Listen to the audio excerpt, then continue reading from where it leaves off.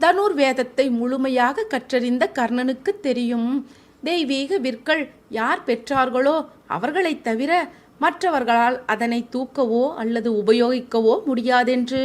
விஜயதனுசுவை அர்ஜுனா உன்னால் அசைக்க முடியாது, உன்னுடைய காண்டிபத்தை கர்ணனால் தூக்கவும் முடியாது என்பதை கர்ணன் நன்கறிவார். இந்த காரணத்தை வெளியே சொல்ல விரும்பாத கர்ணனோ கௌரவமாக தான் சுத்த வீரன் என்றும் இந்த வில்லை நம்பி நான் இல்லை என்றும் கூறி சமாளித்து காண்டிவம் தனக்கு வேண்டாம் என்று கூறிவிட்டார் என்றார் வியாசர். இதிலிருந்து பலசாலிகள் என்று போற்றப்படுபவர்கள் கூட அந்த பலத்தை திருமால் தான் வழங்குகிறார் என்பதை நம்மால் உணர முடிகிறது.